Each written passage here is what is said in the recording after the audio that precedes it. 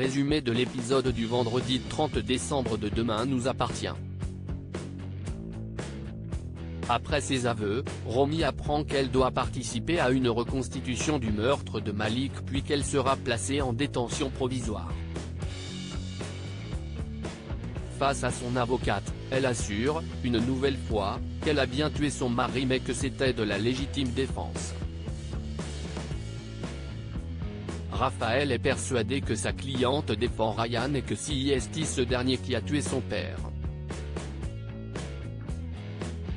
Lors de la reconstitution, Romy commet quelques erreurs. Martin et Lisa ont des doutes sur sa culpabilité mais pensent également qu'elle pourrait maquiller la légitime défense. Au commissariat, Karim retrouve Romy et s'excuse de ne pas avoir fait le nécessaire pour la protéger. Elle lui demande de prendre soin de Ryan.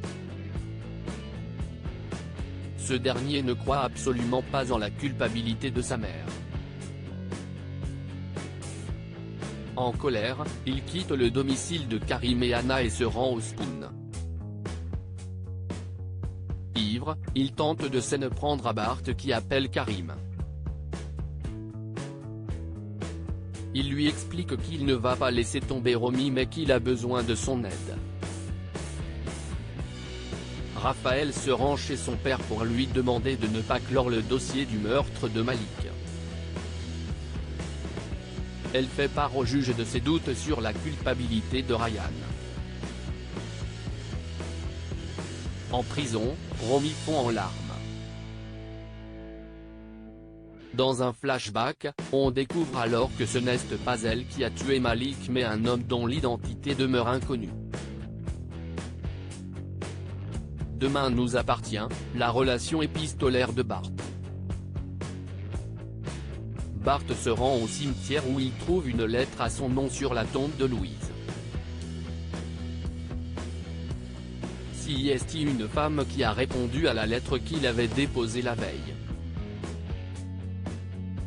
Très ému par les mots de cet inconnu, Bart montre le message à ses amis, Roxane et Sarah. Ces dernières se demandent si l'inconnu ne connaît pas Bart mais le jeune homme est persuadé du contraire. Il se sent compris par cette femme. Il se rend à nouveau sur la tombe de Louise et y dépose une nouvelle lettre adressée directement à l'inconnu. Demain nous appartient, Victoire tente d'embrasser George. Aurore apprend à George que Samuel a décidé de ne pas revenir à Seth et qu'il a largué Victoire par téléphone. Renaud estime que son fils a fait un mauvais choix mais Victoire défend la décision de Samuel. Pour elle, il a changé et il a seulement eu besoin de trouver un nouveau sens à sa vie. De retour chez elle, Victoire, en pleine déprime, reçoit la visite de George. La jeune femme s'effondre en larmes dans les bras de son ex et elle tente de l'embrasser mais le policier la repousse en lui expliquant qu'elle se sentira mal d'avoir fait ça.